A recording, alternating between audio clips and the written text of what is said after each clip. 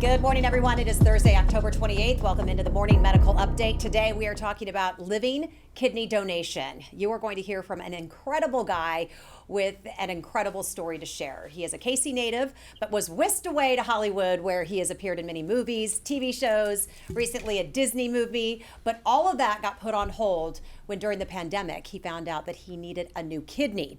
And he needed it fast. He found a creative way to find that new kidney, and he is lending his powerful voice to help others searching for their kidney.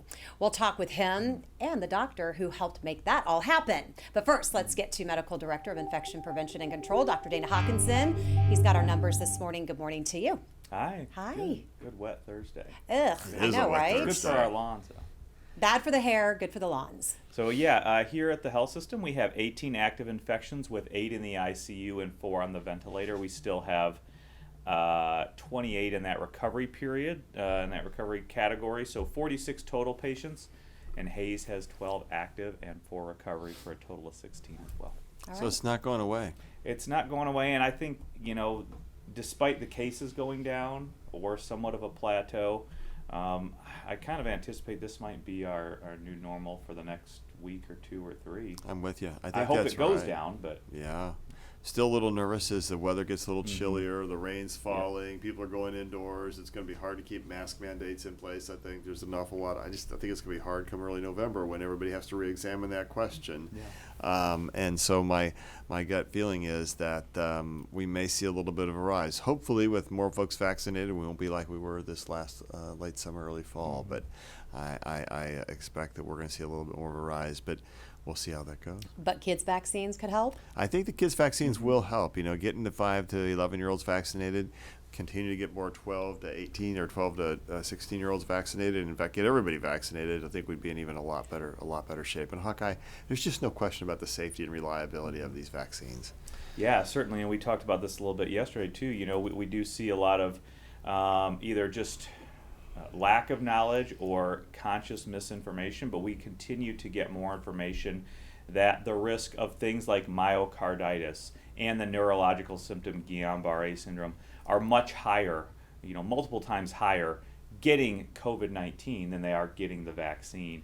So I think, continuing, to get endorsing that message, getting the vaccine is the way to go. It will help reduce long haul syndrome. It will help reduce those complications that everybody are concerned about from the vaccine, which are very minimal when you compare it to what happens or what is that risk if you actually get COVID-19. And the data coming out in the New England Journal of Medicine last night about the waning of immunity for the Pfizer BioNTech vaccine in Israel, arguing again, making sure folks who are eligible go get that booster. I think that's going to help us all stay safe. Speaking of which, how's your arm today? It doesn't even hurt. A little bit of soreness, but let's go, man. Influenza vaccine, make sure you get that too. But I think the key to that too, though, is that yes, they did still see some severe infections, but it was much less than if they were unvaccinated. Absolutely. The hospitalization and death still remain great, even at 6 months, Pfizer, Moderna, J&J. All right, good stuff. Hey, Dr. Hawkinson, take a look at this. We wanted to show you this chart that shows the number of people admitted to the University of Kansas Hospital as of Tuesday. You can see how many people vaccinated that are in the hospital for COVID-19 compared to those who are not vaccinated. Just kind of help us understand that graph a little bit. Yeah, so I think the blue, let me pull that up. It's Okay. a bit more difficult to look at. But basically, we're just saying all of the.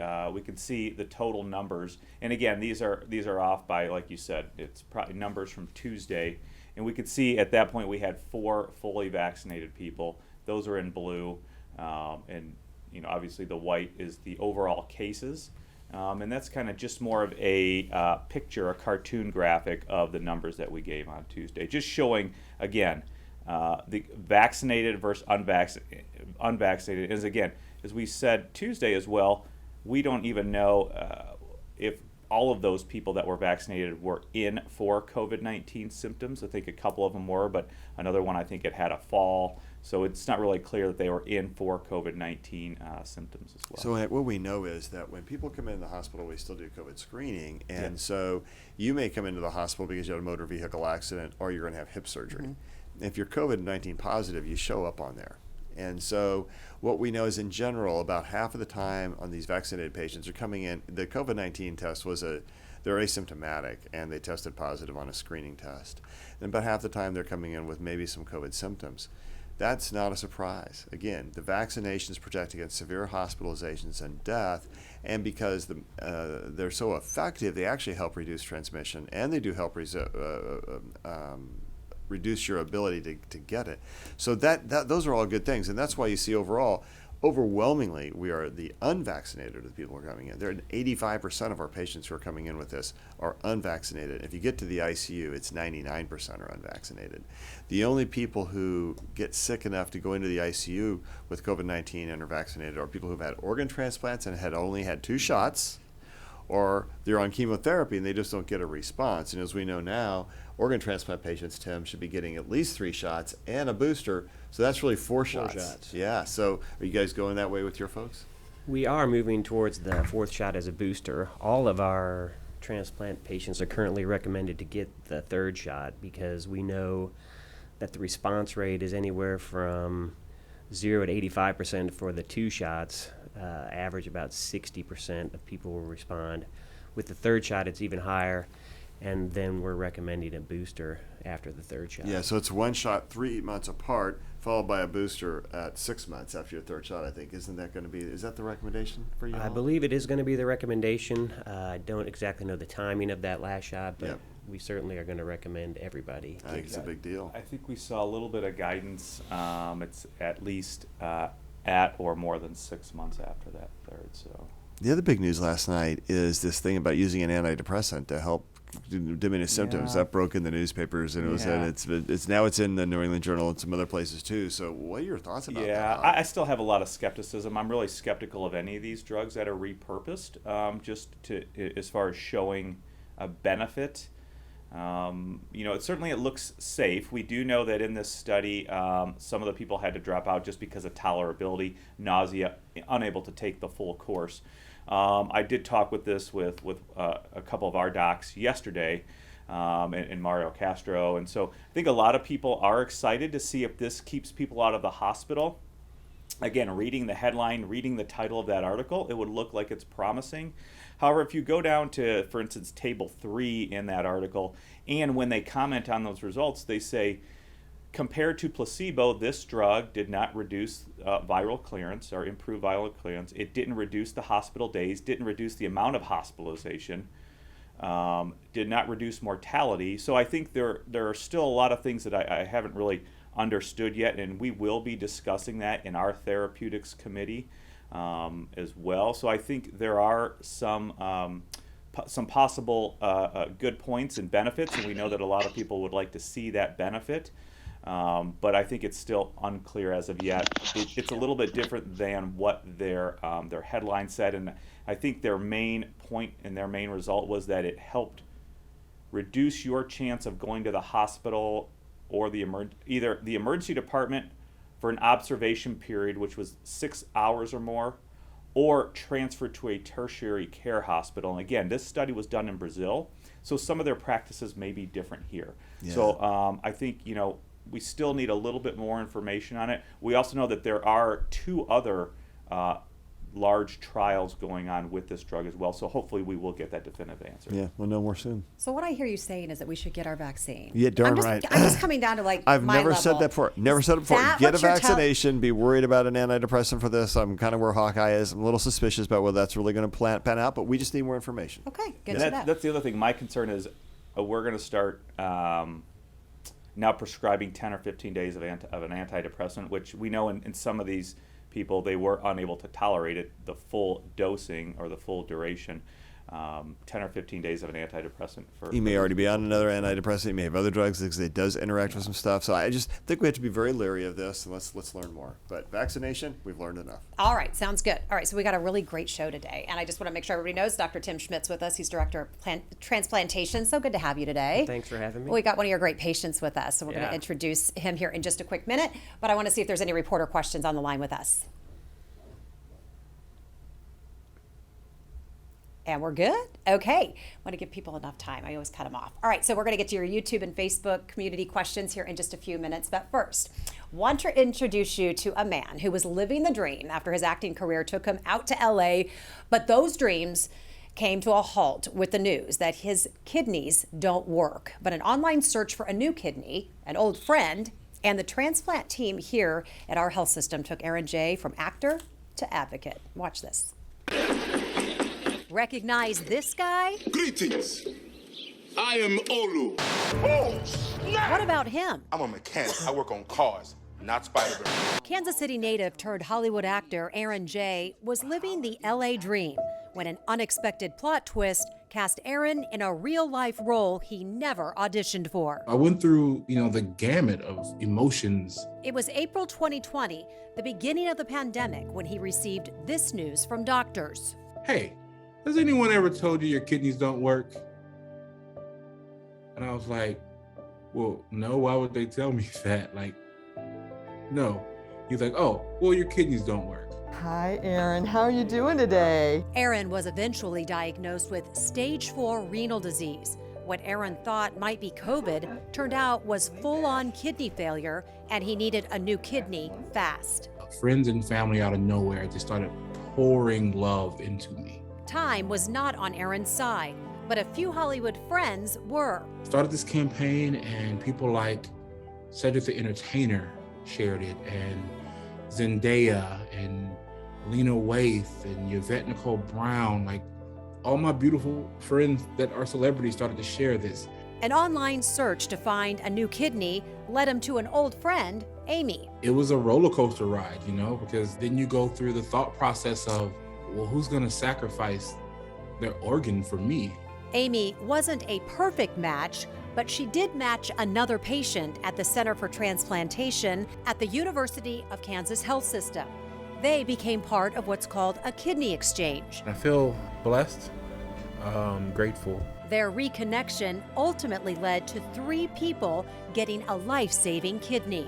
They say that you don't know exactly how bad you feel until you get the new kidney, and I was like, I don't know what that means, but now I do probably feel the best that I felt in the last year and a half of my life. And now Erron believes in real-life superheroes. If you've ever wondered how close you could get to being a superhero, this is it. That's the closest you can get, is by being a live donor and donating an organ to save somebody else's life. That's it. That's how important it is. You're a legit superhero.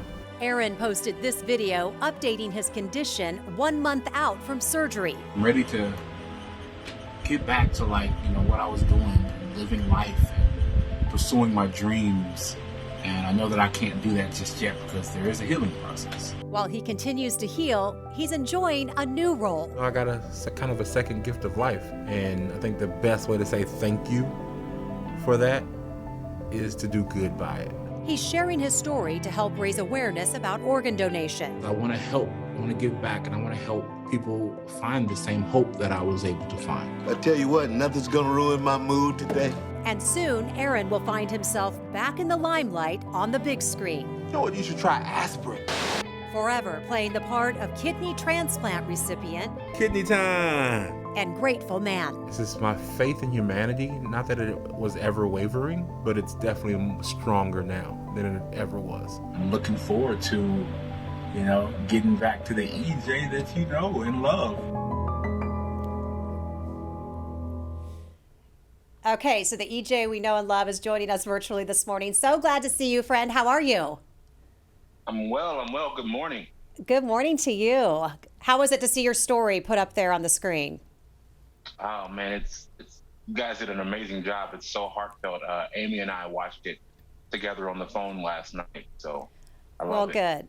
Well, good. Well, it's just so nice to see what you're doing and to see your face this morning. And alongside with Dr. Stites and me as director, like I said, a director of transplantation here at the health system, Dr. Tim Schmitt.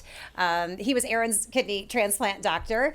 We're going to bring you into the conversation here in just a moment. But Erron, I just want to start with you. First of all, what was it like to find out that you were about to go through this during a pandemic, first of all? First thoughts was that it was a death sentence, and due to the pandemic, I was all alone. It was right at the start, 2 weeks after everything was announced and everything was closing in Los Angeles. So I was in a hospital room by myself, not knowing what to do or what was happening, and everything seemed like it was moving so fast. So it took a while to process all of that. Yeah, I bet. Okay, so we talk about social media a lot on here, and it can certainly be a negative thing. Dr. Stites, as we say, it puts out a lot of negative information, but this time you used it for the good. It paid off. What made you decide to use this route to share your personal story? So I've always looked at social media as a tool and a key to connect to people. I remember when Facebook started, I was in college. And so that's how we used it, as a college platform to connect to other classmates. And I've always kept that same ideology about social media. And I was like, oh, well, maybe if I can use social media to reach as many people as possible, if I share it and then 2 people see that and they share it, and then 3 of their people see it and they share it, and so on and on and on, then hopefully, somewhere down the line of all those shares and all those likes, someone who wanted to step up and get tested and be a match for me would appear. And through all that, you reconnected with Amy, and Amy stepped up to see if she was your match. And that's where I want to bring in Dr. Schmitt, because I want to talk a little bit more about these kidney exchanges and how this all works. Amy was not an exact match, but because she was willing to come forward and offer up her living kidney, it freed up somebody else's to give to Erron, and so on and so forth. So she really kind of, triggered this exchange. Tell us a little bit about how that works. Yeah, this situation where people will come forward to be a donor and they're not a match for their recipient, but they still want to give. And so if there's more than one of those pairs, sometimes we can create a chain where one person will give their kidney to the other person, and that donor will give it back to the person who started the chain.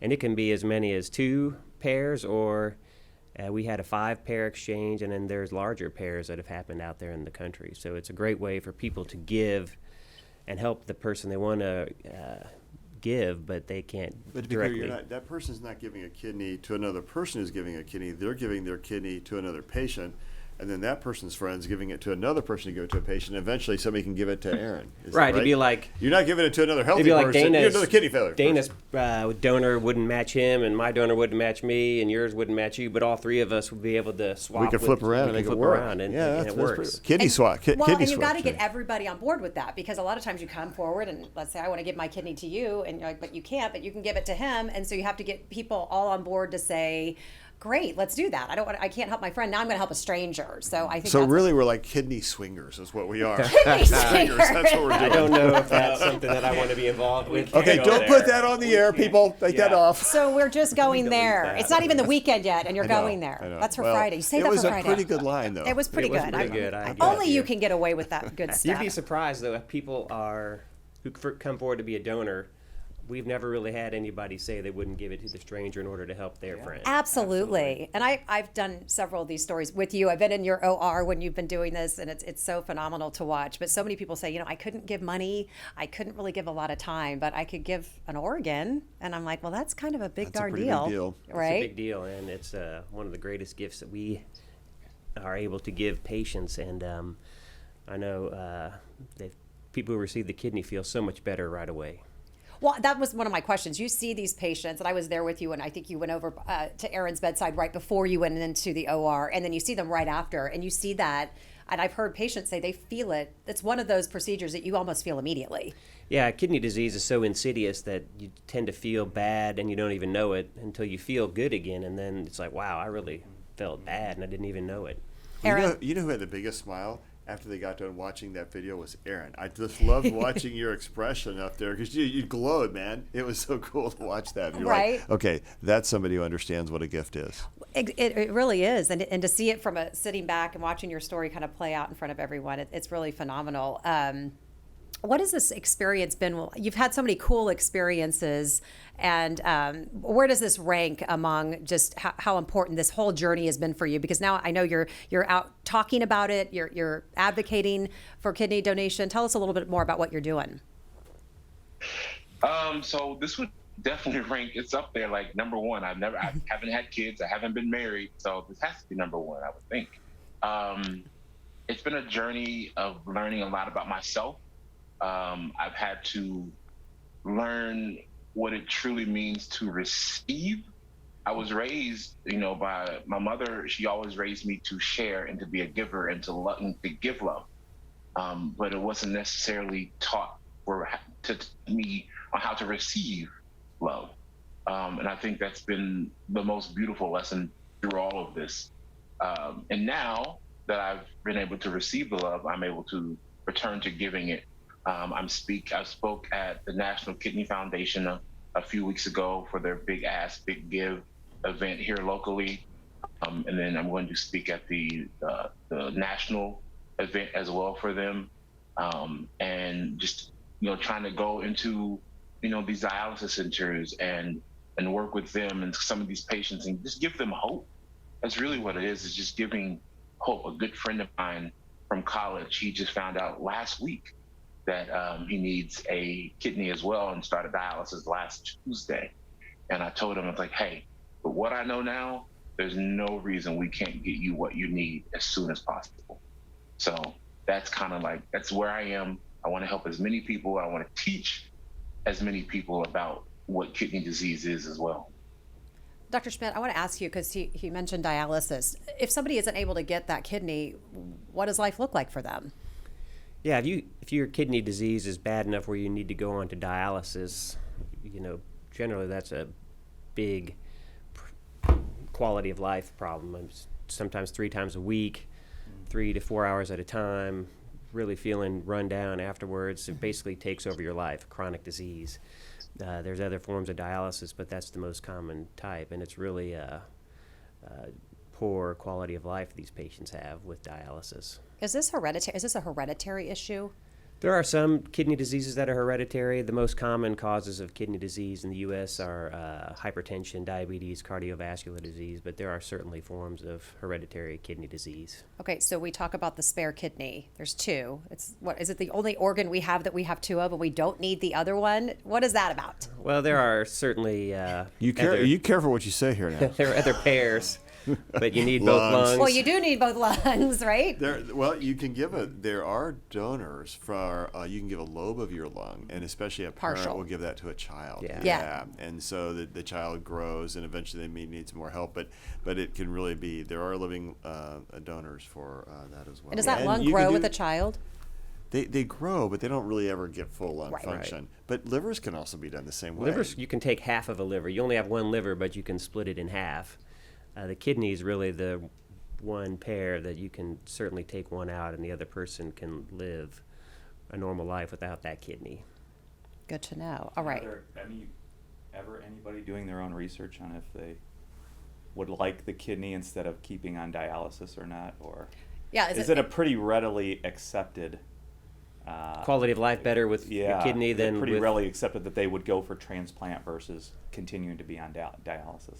Yeah, I mean, everybody who could be a transplant recipient would rather have that kidney than to be on dialysis. Yeah, I think that's true. When even in a lung transplant, which is hard, right? These patients, that first visit back after the lung transplant, when they're out of the hospital and they come to see you, that's like the greatest visit of all time from a physician's standpoint, because everybody wants to give everybody a hug because they feel so much better. It's just so different. And I bet Erron would have felt the same way. I bet you were ready to hug people once you said, "Holy cow, do I feel better?"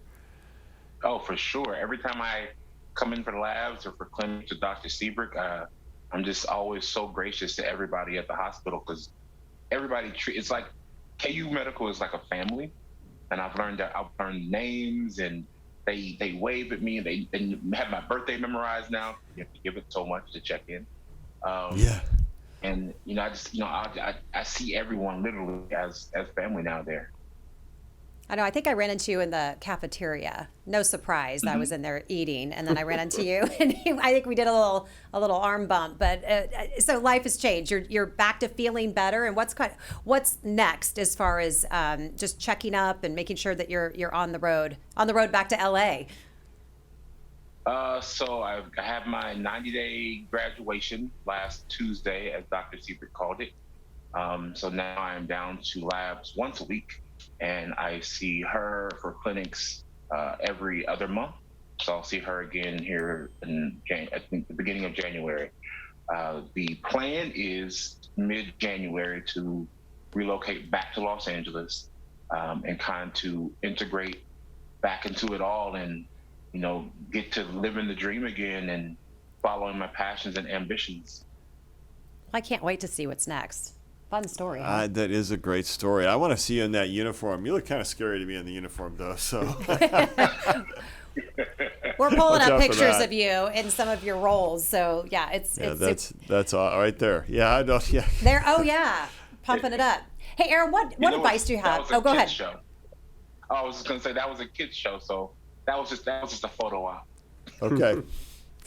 Hey, so what would your advice be to somebody who is thinking about or living organ donation and just what it's meant to you? We know what it's meant. It's given you your life back, but just what advice would you have about people just doing their research and seeking it out to see if it's right for them? The best advice that I could give someone who's considering it is to talk to somebody else who's already done it. I was so fortunate to be blessed with a team of girls called Team Be More.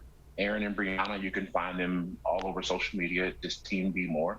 I found them, they were on Ellen last season and talking about their advocacy for kidney failure. Erin was a recipient, Brianna was her live donor. They were total strangers at the time. But I was blessed to, be able to friend them throughout this process. And both of them, both agreed to talk to any and everybody who wanted to have a conversation, and they kept it private. And, I didn't even know people, apparently a lot of people called them or sent them messages, asking, what the process was and how they felt and, what they went through. And they were very candid with everybody. They never, held punches. They told them everything, the good and the bad. And Amy also talked to Brianna, I found out. And that was one of Amy's deciding factors after talking to her, that she really wanted to go through with this. So I would say find somebody who you can talk to, who you know and trust, that has already been through it. Hey, Erron, we're going to get to some community questions because I know that they are out there. My first one is from Tanya. What test would show you are in renal failure?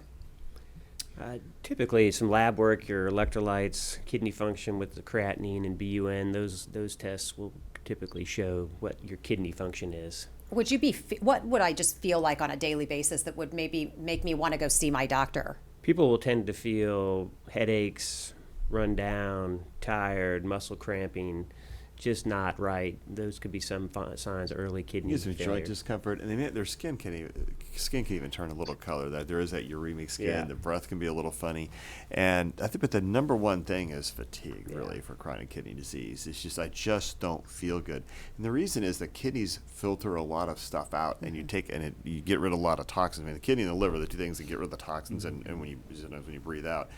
But when those toxins build up, they cause a sort of low level of injury to the rest of your body, and you just feel tired and washed out, and you have a hard time getting around. You have a hard time doing the things that you like to do. You want to see, and eventually you start losing weight because you actually don't handle protein correctly. So would that then be a test that would naturally be ran along with kind of the battery of tests you talk about if you are just feeling fatigued, which could be a number of things, but that would be included. The lab test for it is it's basically one of the screening labs we do on just about anybody, and so it's not hard to figure out. It's a part of if you do an annual labs or whatever, you're going to find if your kidney function's a little elevated. It's pretty routine. Yeah. What keeps our kidneys the healthiest? What do we do to stay away from you, Dr. Schmitt?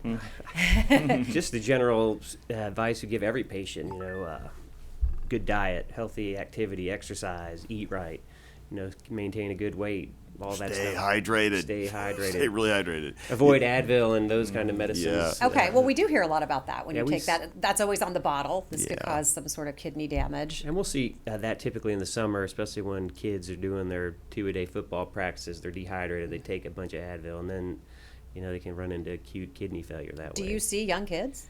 We don't typically get them to renal failure to transplant, but they'll be coming in to see the ER doctors with renal failure that can resolve because of that. Wow, that's good to know. Yeah, the answer here is helps them resolve. Yeah. Right. Okay. The answer is you got to stay really hydrated. What can you do at home to protect your kidneys? eat hydrate well, and right? drink a lot of Don't fluid. smoke, because smoking causes some renal vascular disease. The blood vessels that go into the kidneys can get narrowed, and that can cause a lot of kidney injury. So don't smoke. Stay really hydrated, and if you're gonna go out and exercise a lot, okay, but you gotta stay really hydrated, because you can actually induce kidney failure. Some of the times when you see what are the injuries that occur with people when they're out there, they have heat exhaustion and all that. It can be a lot of end organ dysfunction or a disease or damage to your organ, and the number one organ that's going to get hammered by that often is the kidney. So stay hydrated, be thoughtful about what you're doing. Don't try and be a he-man or he-woman all the time. Okay, Isaac has a question, and I love your question.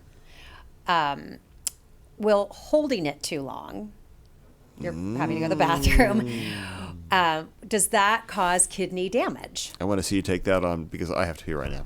Me too. I'm like, during the show, this is what happens. Because I've been drinking too much water. I was We afraid of run it. from the studio. Yeah. I would say, generally speaking, no, it's not going to cause you to have kidney failure, but long-term obstruction, prostate disease, stone disease, Okay. problems with genetic abnormalities of your bladder or drainage will cause kidney failure, but not holding it during the football game or when Or you're right now. driving or So right now, that's exactly it. Every morning from 8 to 9. Yes, it's our 8 to 9. Yeah, we I kind think of you'll be Drinking all the right. big I think coffee you'll be over there. I'm just here drinking water. I love Marty. caffeine, man. But I'm it's a old, good so, drug. you It's know. a good drug. It's a healthy But that's drug. a really good question, because I do think that you think that something's. But I'm glad you bring that up. That something's happening that isn't good if you're holding it. No, I mean, So just you go to should the just go to bathroom. the bathroom. Okay, go to the bathroom. Yeah, that's your body telling Yeah. you something's got to get out. Here's my funny. So my patients will come in, and especially some of these transplant patients or my CF patients, and they get worsening lung disease, and folks don't like to go to the bathroom because it makes them they get short of breath. And so what do they not do? They quit drinking fluid. Yeah, And then their That's kidneys, not good. and then their There you creatinine go. starts to rise, and you're like, no, you got to drink fluid. Well, it makes me short of breath when I got to pee. Okay, well, we got to figure this one out, because you can't because then if you have kidney disease, then that gets to be a bigger challenge. That's a really good point. So, Erron, I'm just going to ask you. So, once you had a new kidney, and you started getting to go to the bathroom again and peeing, that probably felt really good. I remember very. I remember the first time. Yeah, talk about that. I actually got to urinate was in the hospital room, and my mother was there. My mother just started screaming, "Oh my God, he's peeing! He's peeing! He's peeing!" It's the little That's the things in best. life, right? Well, but that's a Love great it. story, That's a great because thing, if you yeah. can't, you think there's this normal thing we all do, but all of a sudden with kidney disease, you don't do it, and Erron, that's perfect. So back up. So Okay. when you have kidney disease, it's harder to urinate, or it hurts to urinate. Your kidneys don't make as much Yeah, urine. you won't Okay. make as much urine. So that would be another sign. If you realize you're not making as much urine as you used to, that could be a sign as Okay. well. Your feet start to swell, your legs Yeah. start to swell, and all of a sudden you're like, hey, this is trouble in I River think, City.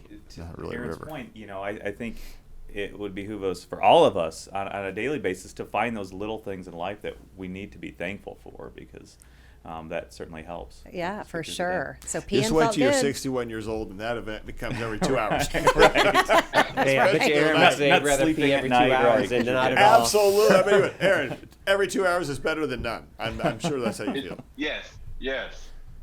Okay. See, Aaron didn't Yes. know this program was like this, did he? Did Right. you prepare him for this? This is why. Yeah, that's what I'm talking Yes, about. you didn't know we were going to we ask you about your hydrate. first time Yeah. urinating, but thank you for sharing. Thank you for sharing. Deb wants to Like know, the does first a history of kidney stones put you at a greater risk for renal failure, kidney disease? Not generally, but it does impact your ability to be a kidney donor. We Okay. usually don't use kidneys from people who have stones because it could put them at risk for their one kidney left to have a problem. Okay, so then Rebecca wants to know, what are those lower and upper age limits to be able to donate a live kidney? We typically only take donors from adults, so 18 and older, but I think we've used donors up into the high 60s. I think that's the first story I did here, actually working here, was a gentleman who was actually, I love the story, his wife needed a kidney, and then she ended up not needing one, but he already said, well, I already said I'd give one, so I'm just going to give it to a stranger. And Yeah. so very altruistic, the true altruistic donor. That's awesome. So question about, so from Pamela, since there's still not a lot known about COVID and the long-term effects, can COVID long haulers still donate organs? We believe so. I mean, we've seen now with some of the UNOS data that UNOS is the United Network of Organ Sharing. Right. They tell us all about what's going on Yes. with that. Yep, they've yep, been yep. following donors and COVID and the impacts on transplant since March of 2020 now. Has it been that long? It's been that long. There is the long haul syndrome, but so far it hasn't had any effect in the people who have received received organs from donors who had COVID in the past. And actually, you get to expand on it because you are also transplanting people who have had COVID recently. And how's that going? So far, good. The data from UNOS shows that the risk of transmission of COVID to a non-lung recipient is fairly low. There have been reports of people who have COVID positive transmitted in the lung, but so far no real transmissions from COVID positive donors to non-lung recipients. Isn't that interesting? Yeah, because the lung disease is a little different since it's primarily a lung disease. You're transmitting a whole bunch of viruses. You would be. That would be bad, I think. But the other organs, not as much. And so it is interesting how that infectious disease stuff sort of works out in this world. And it's all weighing the risks versus the benefit. You know, if you're on the kidney transplant list or the liver transplant risk, your risk of dying is real. The risk of getting the COVID from that donor is negligible. So we feel like it's a balancing act. And you guys are saying now you got to be vaccinated to be transplanted too. Yeah, we've started to mandate the vaccine for people on the transplant list so that they can have less of a chance to get COVID after transplant. Because we do know if you get it, it can be pretty devastating to transplant patients. And so we really want them. And so we've said, look, guys, you got to be vaccinated. Otherwise, you shouldn't be getting that organ because there's a scarcity of organs. Yeah. And so you don't want to, you got to be a good steward of that. Is that a new practice, mandating or regulating, making sure that they have vaccines prior to transplant? Yeah, over the last couple of months with COVID, it's new. But I mean, with vaccination. Vaccines, we've flu, hepatitis B, that's been pretty consistent through. Yeah, tetanus. You guys really require a full load of vaccination, so this is just one more. Just one more on top of the usual gamut of stuff we recommend for patients to have. Okay. Because if you look at it, if you have to go through a liver transplant, you have a 1 to 5% chance of dying in that year. Kidney transplant, 1 to 2%. If you get COVID after transplant, you have a 10 to 30% chance of dying. So the risk of COVID is higher than the operation. Wow. So if you do the numbers and the math, the risk of the vaccine, 0. The risk of getting the virus, really problematic. Yeah. Good point. Okay, so we have a few more questions. And somebody made a bad joke and said that Dr. Stites is a real whiz. Oh, that's pretty good. I like that. That's a joke in line with Stites. I mean, Okay. that's one of your jokes. It is one of my. Such Can a I just say, dad joke there. It's I a like it. dad joke, and I do a lot of them. It's a dad joke from one Actually, Logan somebody told me the best Blankenship. joke yesterday. Why was the young strawberry sad? Why? Why was the young strawberry Why? sad? Why? Because her mother was in a jam. Oh, Okay, that I is have such a... I know it's bad. Okay, District, do you remember what the original name of Sporting Kansas City was? Because I remember. Yeah. Because I have their hat. Yeah. The Whiz. Whiz. And they changed the name because of that. Oh, that was way more fun. There you go. Okay, so Jerry on YouTube is asking, what % of transplants come from deceased organ donors versus live donors? Do we have those somewhat stats on that? At our center, it's probably 25 to 30% are live donors for kidney, and 65 are cadaveric donors. And to be clear, live donors come from people finding their own match Finding or their kidney. own, or someone comes up to do that for them. There are a variety of ways people get their live donation. And the benefit of live over deceased, explain that. It's a scheduled operation. You don't have to wait on the list for as long. The kidneys tend to work better and last longer. Because they can last up to 10 years alive, right? They can Or last. plus? The average half-life of a live donor is 14 to 15 Oh, wow, years. The fantastic. half-life of a cadaveric donor is 9 to 10 years. Meaning most of them will last, or half will get that, more than half will go higher. Hey, Erron, do you have kidney disease in your family? Anybody else have this No. issue? Just me. I'm the only one. So that's why it came as such a surprise. Yeah. I didn't know anything about it. I've seen these dialysis centers like DaVita all over. They're all over the place. There's thousands of them, but I never knew what they did in those. I never knew anything about kidney disease. I've never been asked to be a donor other than on my driver's license. So you're a total expert now, and you didn't ask to be, but you are now. Yeah, Dr. Schmitt, can I be on payroll? Is that okay? Yeah, just ask Steve. He's got all the money. Yeah, we'll talk later, Schmitt. He could be a great spokesperson for our center. Were you on dialysis for a while? I was on dialysis. They started dialysis in the hospital last April 2020, all the way up until the Monday before transplant in July. Yeah, that's a big deal. That is so hard. A little off topic. Amber, excuse me, go ahead. Well, I was just going to say, it's very difficult because you usually have to start with the catheter. And while your fistula is healing for all those weeks, and the catheter is so uncomfortable, you just have these tubes sticking out. And I think a lot of people don't really understand like what dialysis entails and what it really is and how it does affect the body. So yeah. So did you stay with your mom? Was that a good help to recovery? So we got to give a shout out to your mom, I bet. My mom and my aunt, so my mom she flew through a pandemic she lives in Miami. So she flew from Miami to Los Angeles during the start of a pandemic, like no questions asked. She stayed with me for about a month and a half out there. Her and my friends Kamal, Emma, and Catfish. His name is Catfish. We call him Catfish. But those four really, really helped set me up for success.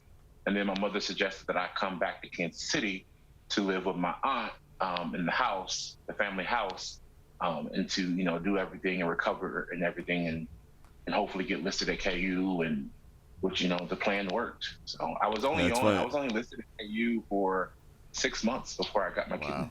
One of the important stories is it takes a village. I was just going to say how important that story there is to someone's recovery. I know it's true for all chronic disease. Okay, I've got one COVID question. Well, and one a little off-topic question. Amberly on YouTube asking if Dr. Schmitt is starting No Shave November a little early this year. You never shave. I'm just mostly lazy, so I don't. He spends so much time in the OR that he just don't give him that much saving credit. lives. Saving lives. Do you not shave? Because not very rarely do I shave. He looks funny without a beard. I know. I was like, I like the facial hair. I look young without it, so I have to pretend. It makes me look like I have some knowledge. It makes you look like glasses to make you look smarter, and beards. Listen, if I grew a beard, it would look terrible. As I've tried before, it doesn't work. And glasses, because I'm blind. You should. Because you're what? Blind without it. Because you're blind. Okay. Without this on, Hawkeye looks like, a peanut. I don't know. He looks. You should grow a beard next time you're out in the wilderness. Oh, doing your fishing. Just grow. Come back. That would be one. good. I have done that several times. Grizzly Adams. Come on. Yeah, Grizzly Adams. We're gonna. It's Doppelganger Thursday, so we're gonna tell you who you look like in just a minute, and we're coming after you, Dr. Schmitt, too. So you're not getting out of this easy either. No. But I want to get to our final thoughts, and Erron, I just want to start with you first, and do us the honors. Let us know your final thoughts. What you want us all to know today. First of all, I shave almost every day. You're all very fortunate to have hair on your head. Final thoughts. My mantra during this all, which came from Brianna from Team Be More, I borrowed it from her, was faith over fear. Because, fear of the unknown is a real thing. Like when you're going through this, you don't know if you're going to get a kidney. You don't know if you're going to live long enough to receive a kidney. You don't know if you do get a kidney, if it's going to work. So there's a lot of unknown, which can cause a lot of fear. And so this entire time, I've just practiced my faith in humanity, my faith in my God, and my faith in my village. So I would say, just find something to believe in, especially believe in yourself. Fantastic. Well said. Hard to follow. But Dr. Schmitt, your final thoughts. I think Erron hit on it earlier, is how do you become a good patient and take that gift that somebody's going to give to you? Because a lot of people are resistant to have a living donor because they're afraid that they're going to hurt the other person. But in reality, in order for you to take a living donor, you're going to live longer, be there for that person, and becoming a patient and giving up control is a huge step, then I don't know if I could do it, but Erron was one of the best patients because he, like he said, he just had faith in the system, knew we were going to take care of him, and I think he's going to become a real advocate for the country for people to become living donors. So thank you. Dr. Hawkins, some final thoughts. Yeah, I was just my thought was your final thought, Jessica. I think, Erron, his statements, everything that he's talked about today has just been spot on, and I think, just as Dr. Schmitt said, he's going to be a great advocate and a leader moving forward for the nation, probably. All right, thank you to all of our guests. And I you get my got final thoughts? You absolutely get a final thought. Then I'm going to tear into it. You did, but you know what I'm going to say, right? Erron first. Thank you. Thanks for telling this story. It was beautiful, brilliant, spot on. Thank you. Faith, hope, science. Faith, hope, science. Faith in yourself, for me, for you. Faith in God. Hope that sustains us through the crisis with our faith and our families and our village. And then science to help us heal. And it takes all three of those. So we hope, in the words that I like to say, Erron, live long and prosper. Yeah, brother. Yeah. That's what I'm talking about. Erron, thanks so much for being with us. We will be in touch. And you are a friend of our show, a friend of our health system, and we plan on seeing you many, many times. Thank you so much. Thank you. Thank you guys all so much for everything. Nurses, doctors, the ladies in the lab, all the way down to Lisa, who does the checkouts when I leave my appointments. So I appreciate everybody at KU. Thank you so much. And they appreciate those shout outs. Thank you so much for doing that. Are you ready? I'm ready. Bring it on. Bring it on. Well, they think I look like John Lithgow. She Well, says I look like okay, so John last Lithgow. Erron. week- What do you think? Is that true? Now I've got to pull John, it up. and then she sent me pictures and said, "Come on, he looks like that." I'm like, Erron, "Oh, take that's a not look true." at these are the doppelgangers that I were think brought he's the up. judge, right Okay, there. so we're gonna let Erron give his vote, and then I'm gonna give you the unofficial count. What do you think? We got Joe Montana, Daniel Craig, Jeff Goldblum, or John Lithgow. No. And Dr. Drew. And Come Dr. on, Drew. come Dr. on. Drew. Man, just leave it out there. Dr. Drew. So I've met John Lithgow. Isn't he great? He's a fantastic human. Yes. And I'm going with John Lithgow. No, you can't come back on the show, Erron. Erron, I needed someone. You're the perfect person to have on my side. Oh my God! Did You you have the set picture that of, up? Now You that set that Erron up, says it, Jess. now you'll probably be like, well, Erron Jay said that I look like John Lithgow. Yeah. You got to get some glasses on John Lithgow. It just looks just like Steve. Wait a minute. I have no suspenders. Okay, I love it. Okay, Erron, you're my people. You know that. Okay, so I will just say the first runner-up is, roll it please. First runner-up was Dr. Drew, very handsome man, but he was edged out by the one and only Joe Montana. Yes. If I only had that arm, baby. And when I saw your guns yesterday when you gave your I know flu it. shot, That looks just like Joe's. I knew that was it. Now, Yeah, I do whatever. have to say, Yeah, where was Deb, John Lithgow? Last. No, but Deb said, Dr. Stites is better looking than all of them. Yeah, see, I like you, Deb. Thank you for that comment. Christy says, Dr. Stites is Dr. Stites. Yeah, there you go. And you did get a couple of Daniel Craigs. I'm not Thank quite you. sure. No one about can be as that. dorky as me, including John Lithgow. Right. See? I'm Okay. right there. So, but now I have to tell you, Spock. Jerry, one of our YouTube viewers, he just summed the whole thing up. He said, "Oh, I know who Dr. Stites and Dr. Hawkinson look like." Pinky and the Yeah! Which was Pinky? Which was the brain? I want to be Pinky. That Yeah, looks cuter. whatever. I want no, Pinky. no. He I'm said, the tall, I lanky think he's the guy. brain. he said they're Pinky and the brain, and I said, and this has now been settled. Okay, Pinky so and the now, brain. I'll take it. Dr. Schmitt, I said, you just pulled these out of your back pocket. I said, who do people tell you look like? And you do have kind of this familiar look about you. He does. Pull it up, please. And Erron, I'm going to so we have Brad Paisley. No. We have Chris Harrison from Oh, The God, Bachelor, no. and I'm kind of going there. No, And why do I get John Lithgow and he gets the Bachelor? A little bit of Really? a little bit of EFC. and Eric some Church. there. Eric Church. If I I have was my- like, if I I'm have down my with it. Okay, glasses so on. wait, Where's the picture of the Christmas elf? He looks like the Christmas elf. Erron, who not do a you bad one say? either. Erron, what's your vote? Okay, so I've done 2 commercials with Brad Paisley and Peyton Manning. Oh, wow.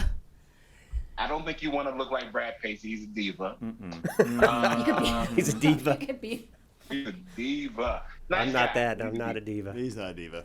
I'm gonna What go if- with Eric. what if Chris- Let's go with Christmas Eric elf. Church. I'm going to say Eric Yes, Church. Eric Church. Church. There you go. Nice. Yeah. I think that's a good That's one. pretty good. Get those glasses on. I mean, he's pretty good looking. So we I have John would like- Lithgow and Eric Church.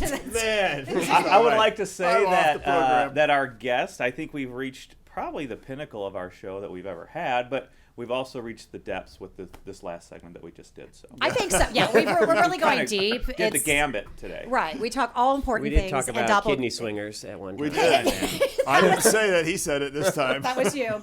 Okay, and might Erron Jay, use I would it. say, who do you look like? But you are the doppelganger. good You're the line. person that I'm sure people say one day they're going to say. Solid. Yeah. One day people are going to say, "Oh, people tell me I look like Erron Jay." So you can't play this game. I hope so. You're too I fan. hope so. I do get Oakland area rapper E40 a lot. Okay. All right. Okay. We'll have to do a little That's who side by I side next time you're on. Okay, Yeah. this has been a great show. This has been fun. I have learned a lot. I hope our viewers have too. So thank you for all of our docs for being with us, Erron for being with us, you for being here as always. You'll be back tomorrow. We'll be back. Yeah, tomorrow is Follow Up Friday. It's simple. We're going to get to the questions that we missed this past week. So Dr. Hawkinson, Dr. Seitz will join us for that. So until then, have a great Thursday, and we'll see you back here at 8. Subscribe to our morning medical update and open mics with Dr. Stites podcasts. Now everywhere podcasts are available.